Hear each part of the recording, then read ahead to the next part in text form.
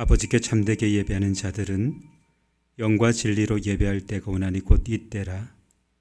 아버지께서는 자기에게 이렇게 예배하는 자들을 찾으시느니라. 하나님은 영이시니 예배하는 자가 영과 진리로 예배할지니라. 아멘.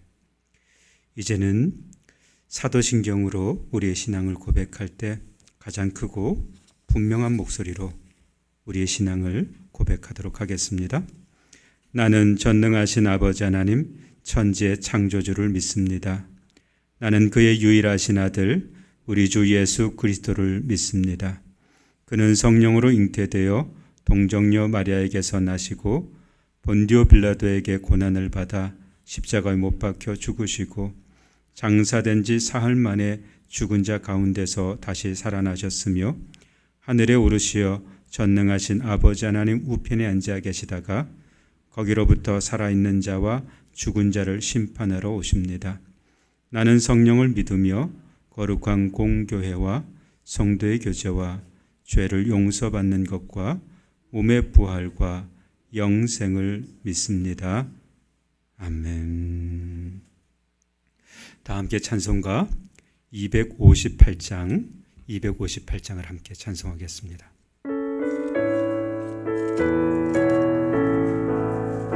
샘물과 같은 보혈은 주님의 피로다.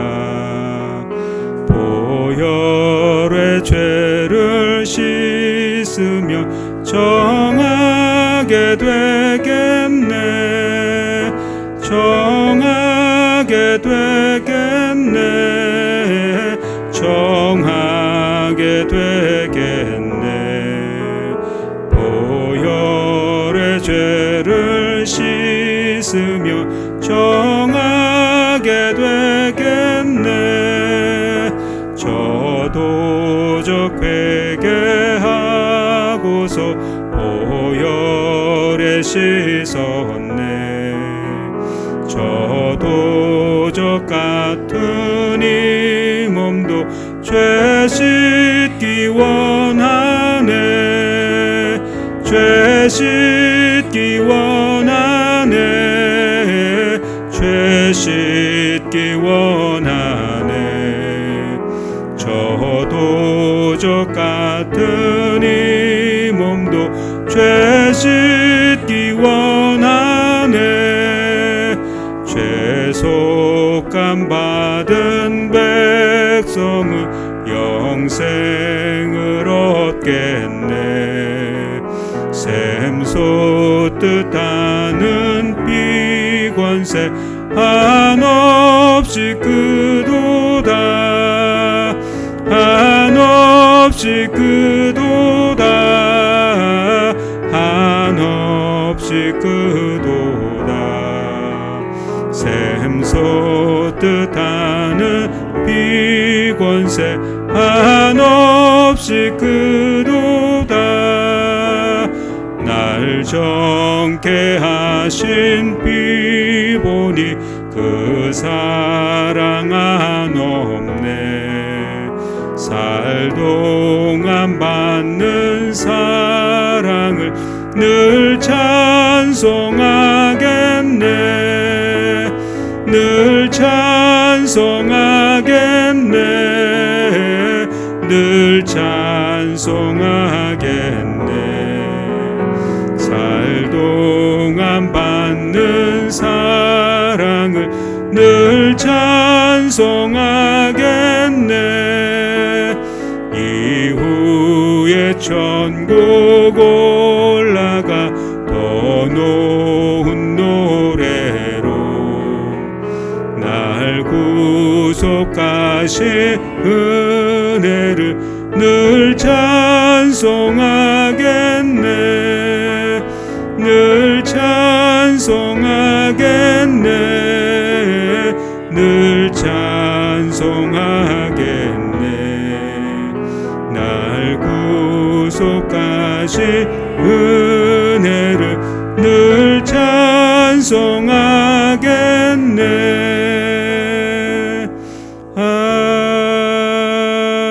아멘. 이상근 안수 집사님께서 나오셔서 기도해 주시겠습니다.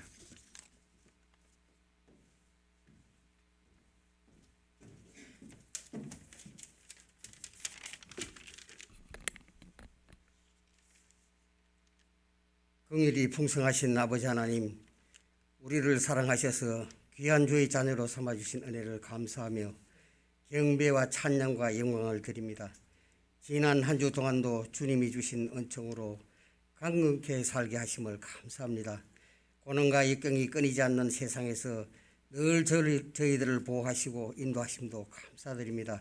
세상을 향하여 분주했던 우리의 마음을 하나로 모아 정성을 다해 드리는 예배가 되게 하여 주시옵소서. 주님께 받은 은혜 만사오나 하나님의 자녀로 구별된 삶을 살지 못하고 세상의 유혹 속에 빠질 때도 많았음을 고백합니다. 용서하여 주옵시고 긍휼히 여겨 주옵소서. 아버지 하나님, 간절히 기도드립니다. 예기치 못한 코로나19라는 바이러스가 온 세상을 전염시켜 지금도 죽어가는 사람이 속출하고 있습니다. 아버지 하나님, 그 크신 능력으로 모든 바이러스를 속히 소멸시켜 주시옵소서. 전염성이 너무 강하여 다 함께 예배 드리지 못하고 소수로 또는 영상으로 개인 기도와 찬양으로 예배 드리고 있습니다. 주님, 속히 고쳐주시어 모든 것을 정상적으로 예배 드릴 수 있도록 도와주시옵소서. 오늘도 교회에 나오지 못하고 영상으로 가정에서 예배 드리는 모든 성도님들에게도 같은 은혜 베풀어 주옵시고 강건케 하옵시고 간절히 드리는 기도마다 응답받는 복된 삶 되게 하여 주옵소서. 오늘도 주님의 복된 진리의 말씀을 들고 단위에 서신 담임 목사님을 성령의 능력으로 붙드셔서 주님의 말씀을 듣고자 하는 모든 성도들에게 희망과 소망이 넘치는 말씀이 되게 하여 주옵소서. 예배의 시종을 주님께 의탁하오며 우리를 전염병으로부터 보호해 주옵시고 속히 고쳐주시어 정상적인 예배와 삶으로 인도하여 주실 줄 믿사오며 예수님의 이름으로 기도하옵나이다. 아멘.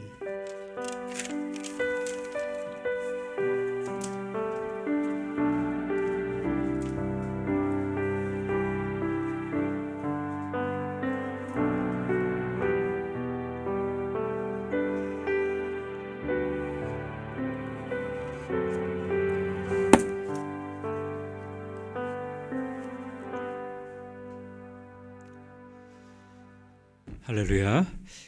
일부 예배 나오신 모든 분들을 환영하고 축복합니다. 또 이 시간 영상으로 예배드리는 모든 성도들의 가정, 자녀 또 기업 가운데 주의 이름으로 무난하고 또 주의 복이 충만하게 되기를 간절히 소원합니다.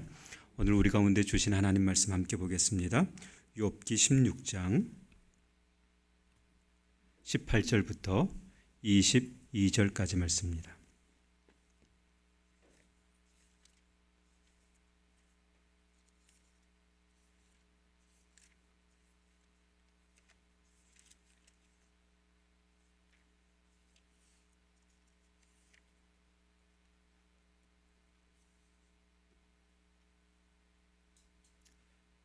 욥기 16장 18절부터 22절까지 말씀, 제가 가지고 있는 성경책으로는 구약성경 776쪽이 되겠습니다. 776쪽 욥기 16장 18절부터 22절까지 말씀입니다. 이 말씀을 저와 여러분이 한 목소리로 천천히 합독하도록 하겠습니다. 18절부터 말씀을 합독합니다. 땅아 내 피를 가리지 말라. 나의 부르짖음이 쉴 자리를 잡지 못하게 하라. 지금 나의 증인이 하늘에 계시고 나의 중보자가 높은 데 계시니라.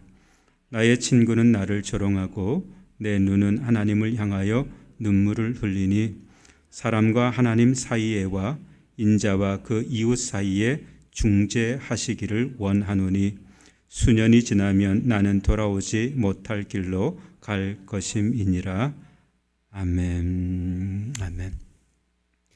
오늘 우리 하나님께서 저와 여러분 가운데 주신 이 말씀으로 크신 은혜 베풀어 주시기를 간절히 원합니다. 대부분의 삶은 반복의 연속이죠.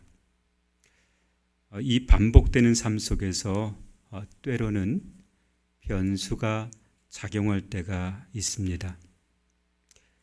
이 예측할 수 없는 변수로 인해서 때로는 큰 기쁨을 누리기도 하지만 대부분 재앙을 만나게 되기도 합니다. 욥의 삶이 바로 그와 같은 삶이었습니다. 욥에게 재앙이 덮치고 고난으로 점철되었던 시간 이전에 욥의 삶은 예측이 가능한 삶이었습니다. 욥은 욥기서 1장 1절부터 말씀을 보면 흠이 없고 정직했던 사람입니다. 뿐만 아니라 욥은 하나님을 경외하며 악을 미워했던 사람이기도 합니다. 여러분, 우리는 이 욥의 삶을 예측해 볼 수가 있습니다. 이렇게 살았던 욥은 마땅히 복을 받아야 합니다. 이런 삶을 살았던 욥은 마땅히 부자가 되어야 합니다.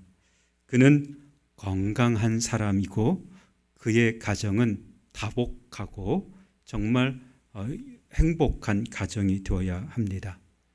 이렇게 하나님을 경외하고 악을 미워한 사람이라면 출세가 반드시 보장되어야 합니다.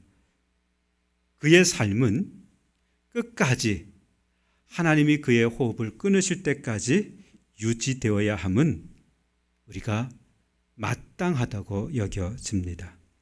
이것이 욥의 삶에 적합한 예측입니다. 그런데 욥의 삶에는 전혀 예측할 수 없었던 변수가 끼어들게 됩니다. 그 변수는 다름 아닌 사단의 시험입니다. 욥이 흠이 있었기 때문에 그런 것이 아닙니다. 부정직했기 때문에 그런 것이 아닙니다. 욥이 말로 하나님을 모욕하거나 저주했기 때문이 아닙니다. 욥이 악을 좋아했기 때문은 더더욱 아닙니다. 사단의 시험이었습니다. 이것이 욥의 삶의 변수로 작용을 합니다. 그래서 욥은 전혀 예측할 수 없는 결과를 얻게 되었습니다. 복된 삶이 아니라 그 삶이 저주스러운 삶을 살았습니다. 그는 부자로 살았던 것이 아니라 모든 것을 잃어버려서 가난하게 되었습니다. 그는 건강을 유지한 채로 호흡이 끊어질 때까지 하나님을 찬양하는 사람이 아니라 건강을 잃어버려서 그의 삶은 그의 태어난 것을 저주하는 삶이었습니다. 이전에는 가난한 사람들이, 이전에는 정말 못 가진 사람들이 욥을 존경했습니다. 그런데 이제는 별 볼 일 없는 사람들조차 욥을 멸시하고 경멸했습니다. 여러분, 이것도 욥의 삶의 일부분이었습니다. 이건 없었으면 하는 바람이 있지만 그렇게 되지는 않았습니다. 따뜻한 편지 1526호가 메일로 왔습니다. 오뚜기 인생이라고 하는 제목의 내용이었습니다. 내용 전체를 언급하지 않겠습니다. 여러분에게 메일의 시작 그리고 내용이 어떻게 전개되는지만 여러분에게 잠시만 소개해 보겠습니다. 저는 예전에 잠시나마 노숙인 생활을 했습니다. 제가 거리로 나온 이유는 희망을 잃어버린 저의 세상으로부터 도망친 것이었습니다. 오래전 아내가 암에 걸린 것이 원인이었습니다. 낫는가 싶으면 자꾸 다른 장기로 전이 되었습니다. 중환자실에서 아내는 제 손을 잡으며 이제 좀 편안해지고 싶다고 했지만 저는 그럴 수가 없었습니다. 하지만 결국 아내는 세상을 떠났습니다. 오랫동안 아내를 돌보며 어느새 빚만 남았고 치료를 위해 사용했던 돈도 엄청났습니다. 결국 저는 거리로 도피했습니다. 전철역 앞 초라해 보이는 노숙인이 된 것입니다. 출근 시간마다 바쁘게 걸어가는 사람들을 보며 저 사람들은 소중히 지킬 것이 있구나 멍하니 쳐다보며 부러워하곤 했습니다. 어쩌다 손을 꼭 잡고 걸어가는 커플을 보면 지난날의 아내가 생각나 하염없이 울 때도 많았습니다. 여러분, 이렇게 예기치 못한 일로 재앙을 당하는 사람들, 그 재앙은 너무나 고통스럽고 큰 고난으로 다가옵니다. 이럴 때 대부분의 삶이 무너지게 됩니다. 이런 재앙과 고통으로 망가진 삶, 그런데 그 망가진 삶조차도 고난당하는 사람의 삶의 일부분이 된다는 거죠. 욥의 재앙과 고난 역시 욥의 삶을 이루고 있었습니다. 욥은 이런 재앙의 원인을 분명하게 알고 있었을까? 무엇 때문에 내가 이런 재앙을 당하는가 알 수 있었을까? 그렇지 않습니다. 그런데 욥이 분명하게 붙들고 있었던 진리가 있었습니다. 하나는 재앙의 주관자는 하나님이시다 라고 하는 거였습니다. 이 재앙, 내게 주시는 이 재앙의 주관자는 하나님이시다. 그리고 또 하나, 하나님께서 이 재앙을 내게 주셨다면 내가 어떤 말을 한들 이 고통이 내게서 사라질 수 없다라고 하는 사실도 알았습니다. 그러니 무슨 말을 할 수가 있겠습니까? 또 그런다고 고통이 사라지겠습니까? 욥의 고백을 조금만 더 들어보도록 하겠습니다. 주님께서 저를 기진맥진하게 하시고 가족을 망하게 하셨습니다. 당신께서 나를 여위게 하셔서 뼈와 가죽만 남아 있으니 이것이 나의 죄를 증거하고 있습니다. 이렇게 고백했습니다. 욥은 진리를 알았습니다. 이 고통, 이 재난, 그 재앙과 고난 속에 원인이 있다면 그것은 깨끗이 못한 나의 죄악 때문일 수도 있다. 이게 욥의 고백이었습니다.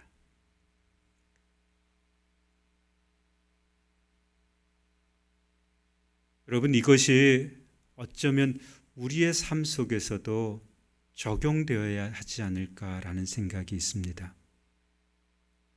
코로나19 바이러스라고 하는 이 재앙의 원인은 도대체 무엇 때문일까 하는 겁니다. 많은 사람들은 그 재앙의 근원을 찾지 않습니다. 그런데 신앙인들은 그 재앙의 원인을 발견할 수가 있습니다.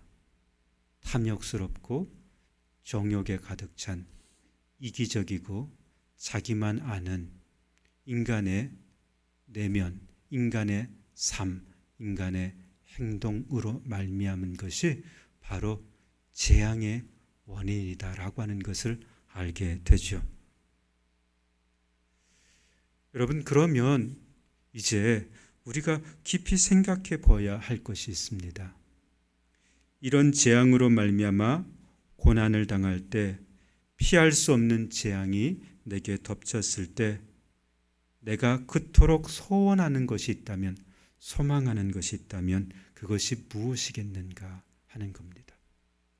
욥이 오늘 고난당하고 있을 때 그 고난에서 너무 괴로워 죽었으면 좋겠다라고 고백하는 그 삶을 살아갈 때 그 고난조차도 내 삶을 이루고 있음을 알고 있을 때 욥이 간절하게 원했던 것이 무엇이었는가를 살펴보면 오늘 이 시대가 무엇을 원하는지를 알게 되지 않을까 싶습니다. 이러한 때 욥의 말을 한번 들어보도록 하겠습니다. 저와 여러분이 함께 읽었던 욥기 16장 21절 말씀입니다. 욥기 16장 21절 말씀, 이 말씀을 같이 한번 읽겠습니다. 시작. 사람과 하나님 사이에와 인자와 그 이웃 사이에 중재하시기를 원하노니 그랬습니다. 여러분, 욥이 고난받을 때 가장 소원했던 것 한 가지가 있습니다. 그것이 무엇인가? 오늘 본문에 보면 중재자가 있으면 좋겠다라고 하는 겁니다. 좀 쉬운 성경으로 여러분에게 번역을 해보겠습니다. 사람이 자기 친구를 위해 간구하듯 누가 나를 위해 하나님께 간청해 준다면 좋겠다. 이게 욥의 소원이에요. 고난당하고 있을 때 그 마음 가운데 가장 소원하는 것이 있었다면 누군가가 나를 위해서 좀 중보해 주었으면 좋겠다.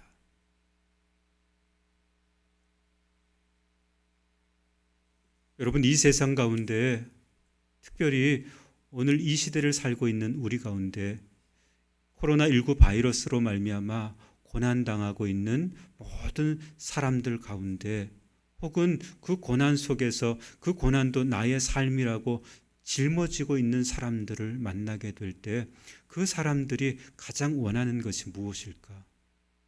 교회가 고통을 받을 때 교회를 위해서 가장 소원하는 것이 무엇일까? 여러분, 그것은 중보자가 있었으면 좋겠다라고 하는 겁니다. 여러분, 중보자는 어떤 사람일까요? 욥이 바랐던 중보자는 도대체 어떤 사람일까?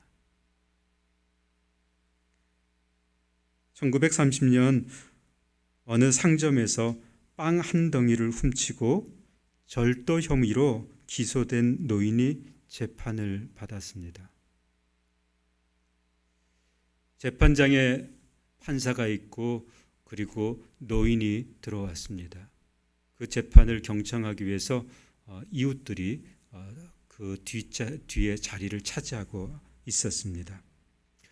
판사가 판결을 내리기 전에 신문을 했습니다.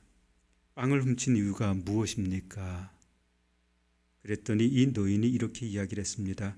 판사님, 저는 지금 이혼한 딸과 살고 있는데 그 딸은 병이 들었고 두 손녀딸은 굶고 있습니다. 빵 가게 앞을 지나는데 나도 모르게 그만 손이 나갔습니다. 잘못했습니다. 노인의 말을 들은 방청객들은 노인에게 동정의 시선을 보냈습니다. 하지만 공정한 법의 집행을 내려야 하는 판사로서는 고민을 안 할 수가 없었습니다. 그리고 판사는 잠시 후에 다음과 같은 판결을 내리게 됩니다. 아무리 사정이 딱하고 어렵다 할지라도 남의 것을 훔치는 것은 잘못입니다. 법은 만민에게 평등해야 합니다. 예외가 있어서는 안 됩니다. 그래서 이 법정은 당신을 법대로 판결하려고 합니다. 당신에게 벌금 10달러를 선고합니다. 당시 이 노인에게 있어서 10달러는 어마어마한 돈이었습니다. 노인의 딱한 사정에 선처를 기대했던 방청객들은 실망스럽다 그러면서 여기저기서 수군수군 대기 시작했습니다.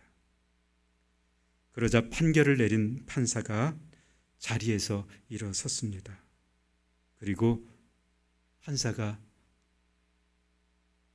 옆에 놓아두었던 모자를 가지고 이렇게 이야기했습니다. 여러분, 이 노인이 빵을 훔쳐야만 할 정도로 어려운 상황이었음에도 불구하고 우리는 아무런 도움도 주지 않고 방치한 채 무책임하게 살았습니다. 이제 우리가 이 무책임한 삶 속에서 책임을 져야 하지 않겠습니까? 여기 저는 이 노인을 위해서 10달러의 벌금을 내드리겠습니다. 여기 있는 방청객들은 각각 50달러씩을 내어주시길 원합니다. 그리고 모자를 돌렸습니다. 이렇게 해서 57달러 50센트가 모였습니다.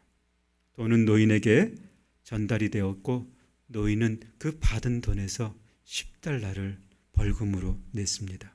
그리고 그 노인의 손에는 47달러 50센트가 모이게 되었습니다. 여러분, 그 노인이 그 돈을 손에 쥐고 그 자리에 서서 눈물을 흘리기 시작했습니다. 이 판결로 유명해진 분이 바로 피오렐리 라가디아라고 하는 판사입니다. 이 판사는 이후에 1933년부터 1945년까지 12년 동안 뉴욕시장을 3번씩이나 역임한 판사입니다. 이 글을 읽으면서 제 마음속에 우리에게도 이런 중보자가 있었으면 좋겠다, 그런 마음이 들었습니다. 오늘 말씀을 묵상하면서 욥의 고백이 너무나도 마음에 와 닿았습니다. 여러분, 욥이 중보자를 원했습니다. 그런데 욥에게 중보자는 너무 멀리 있는 것처럼 여겨졌습니다. 그래서 여러분이 가지고 있는 욥기 16장 19절 말씀을 보십시오. 16장 19절 말씀을 보면 욥이 그토록 바라던 중보자가 어디에 계시는가를 쓰고 있습니다. 16장 19절 말씀 같이 한번 읽겠습니다. 시작. 지금 나의 증인이 하늘에 계시고 나의 중보자가 높은 데 계시니라. 여러분, 중보자는 어디에 있어야 됩니까? 내 곁에 있어야 됩니다. 나의 증인은 어디에 있어야 됩니까?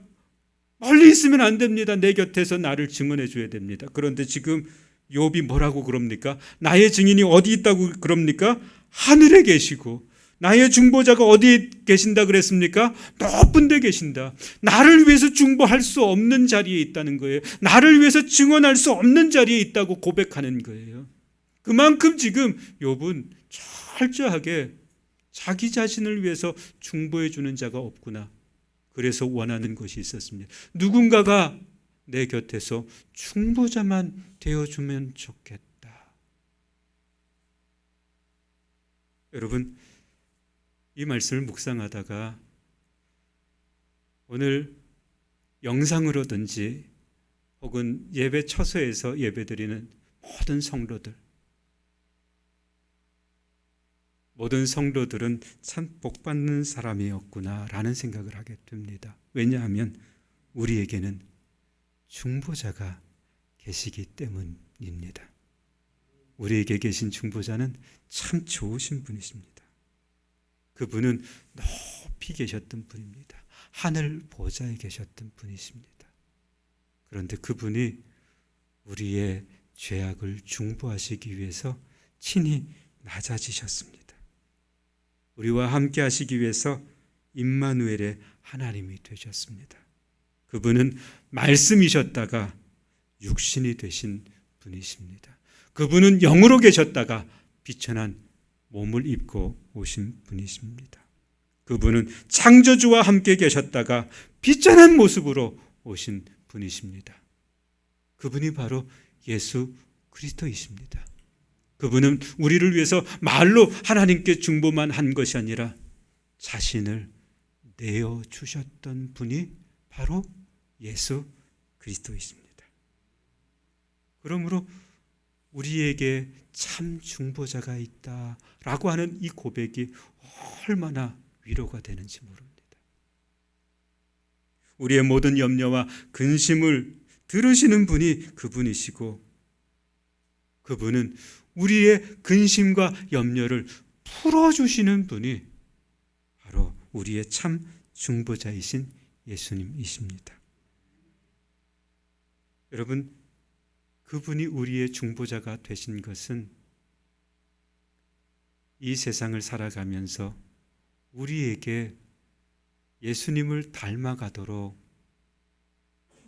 그분의 삶을 친히 보여주신 것입니다. 우리 또한 이 세상을 살아가는 동안 주님을 닮아서 중보자가 되어야 하는 줄 믿습니다. 다음 주일은 고난주간입니다. 고난주일이고 그 고난주일이 끝나면 고난주간이 시작이 되고 고난주간이 끝나고 나면 바로 부활절이 시작이 됩니다. 우리를 위해서 중보하기 위해 오셨던 주님을, 그 고난을 우리도 함께 걷겠습니다. 그것이 사순절이었고 고난주간입니다. 그리고 주님의 부활에 함께 기뻐하는 것이 부활주일입니다. 여러분, 그런데 전혀 준비가 되질 않습니다. 마음이 얼마나 아픈지 몰라요. 이 아픈 마음을 다른 교역자들에게 이야기를 했더니 그게 고난이야, 그게 고난이야 그러더라고요. 고난이 다른 게 아니라 그게 고난이야. 세상의 시간으로 보면 고난주일이 끝난 월요일, 모든 학교가 일제히 개학하기로 사회적인 약속이 되어 있는 날이기도 합니다. 만약 개학이 된다면 모든 준비가 다 맞춰져 있어야 합니다. 그런데 개학이 될까 불투명해졌습니다. 그래서 사회적인 언약들을 하게 되죠. 그것을 보면서 다시금 마음에 새긴 것이 있습니다. 부활주의를 어떻게 맞아야 할까? 고난주의를 어떻게 지내야 할까?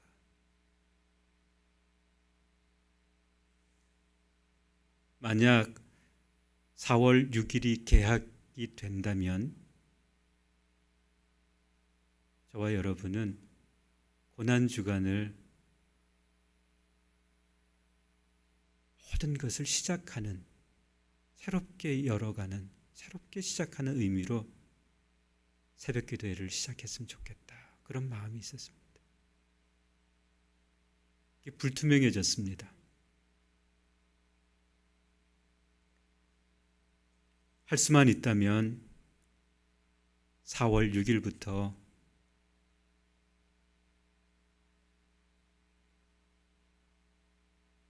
함께 새벽기도를 시작해서 부활주의를 맞았으면 좋겠다.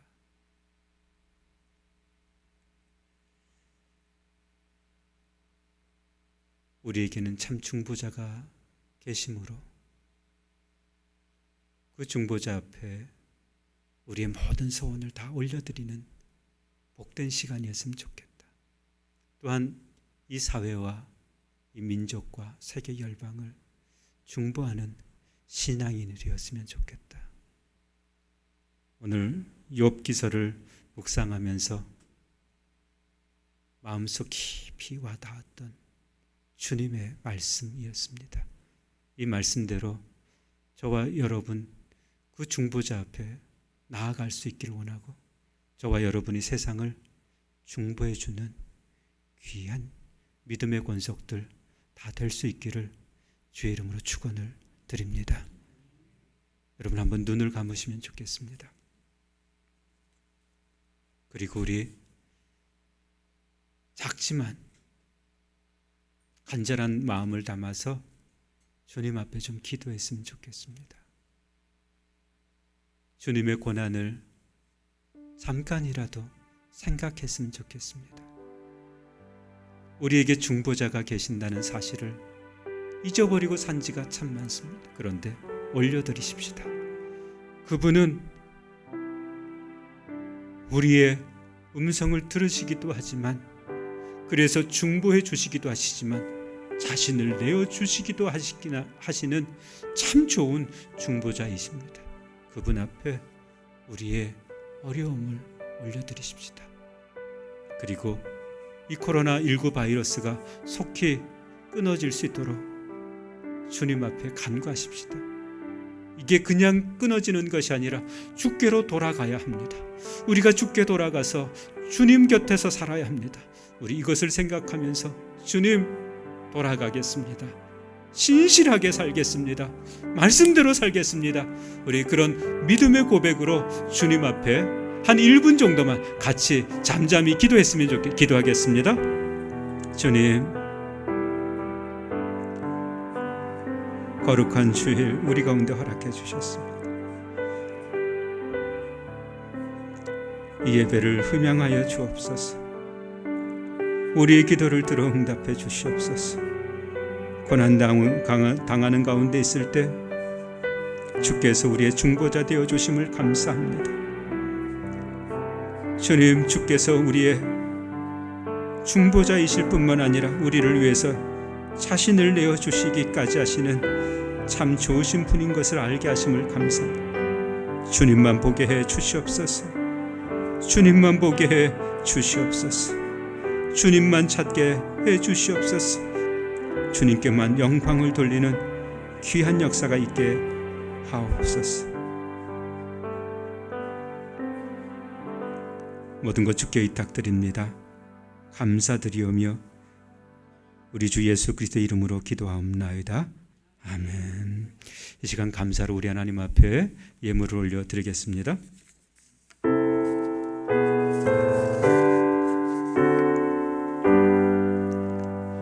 모든 것이 주께로부터 왔으니 이 예물을 주께 드리나이다.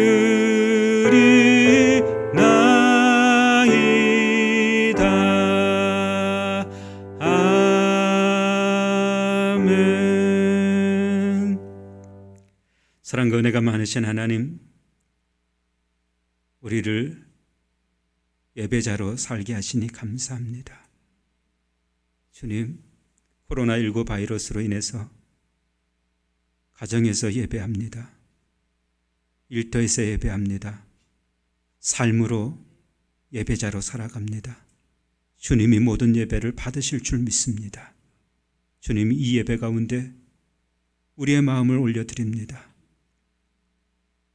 예물을 구별하여 주님 앞에 드리오니 흠양하여 주옵소서. 주님, 세상이 너무나 어렵습니다. 이 예물을 통해서 세상을 돕는 역사도 있게 해 주시옵소서. 모든 것 주께 의탁드립니다. 한 주간의 삶도 주장하여 주시고 인도해 주시고 동행하여 주시고 중보해 주실 줄 믿사옵고 예수님의 이름으로 축복하며 기도하옵나이다. 아멘. 할렐루야. 우리 앞뒤 좌우에 계신 분들에게 눈으로 인사를 하셨으면 좋겠습니다. 사랑합니다. 축복합니다. 예, 감사합니다. 예, 감사합니다. 교회 소식 몇 가지만 좀 알려드리겠습니다. 여러분에게 설교 시간에 잠깐 말씀을 드렸던 것처럼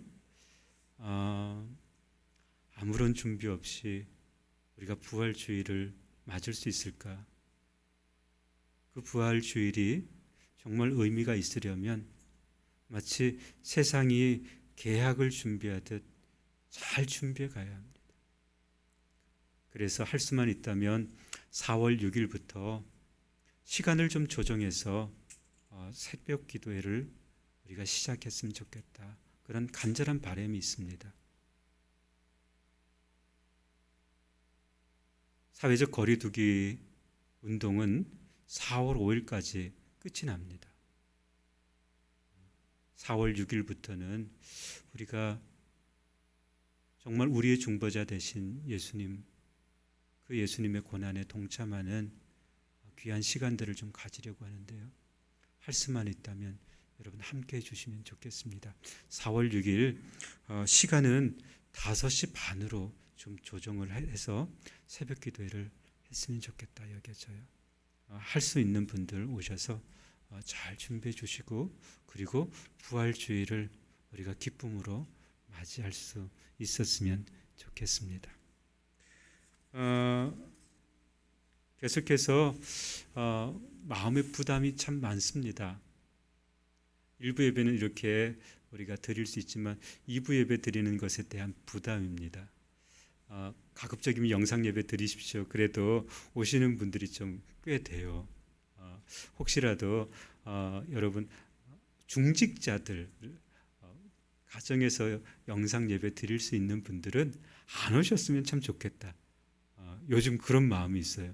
공무원들이 계속해서 수고하고 있어요. 체크하고 있고 그래서 가능하면 안 드렸으면 좋겠다 이런 마음이 있는데 어쩔 수 없이 한두 분이 오셔요. 또 가정에서 예배 드리는 것에 대해서 어려움을 느끼는 분들이 있어요. 그래서 그분들을 대상으로 예배를 드리고 있는데요. 가능하면 가정에서 우리 중직자들은 가정에서 예배 드릴 수 있도록 권면을 좀 드리고요. 다음 주 4월 5일 주일까지 아마 계속해서 점검하고 그럴 겁니다. 그래서 다음 주가 어떻게 해야 될지 참 고민입니다. 그래서 운영위원회를 통해서 여러분에게 좀 알려드릴 테니까요. 다음 주건 꼭 그렇게 좀 교회가 방침을 정하고 나아가는 대로 좀 따라 주시면 좋겠습니다. 환우들을 위해서 많이 기도해 주시면 좋겠고요. 청소와 방역을 위해서 힘써 주시는 우리 권사님들이 계신데 너무 감사해요.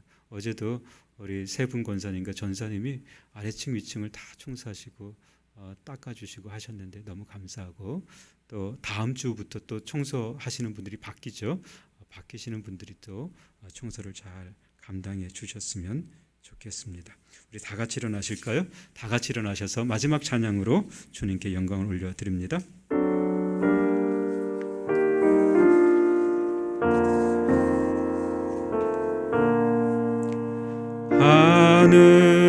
하늘에 계신 아버지 이름 거룩하사 주님 나라 임하시고 뜻이 이루어지이다.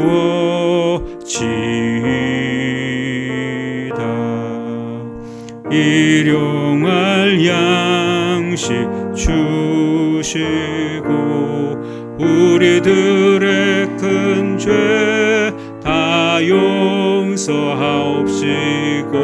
또 시험에 들게 마시고 악에서 구원하소서. 대개 주의 나라 주의 권세 주의 영광 영원히 아멘.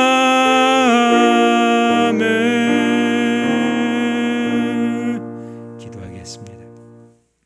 이제는 부활이여 생명이신 우리 주 예수 그리스도의 은혜와 하나님 아버지의 무한하신 사랑과 성령님의 감화 감동 교제 교통하심의 역사가 어리숙여 어디서든지 하나님을 영화롭게 예배드리며 주님의 도우심을 간구하는 모든 성도들 머리 위에 그 가정 위에 이 민족과 열방 위에 이제로부터 영원토록 함께 하시길 간절히 축원하옵나이다.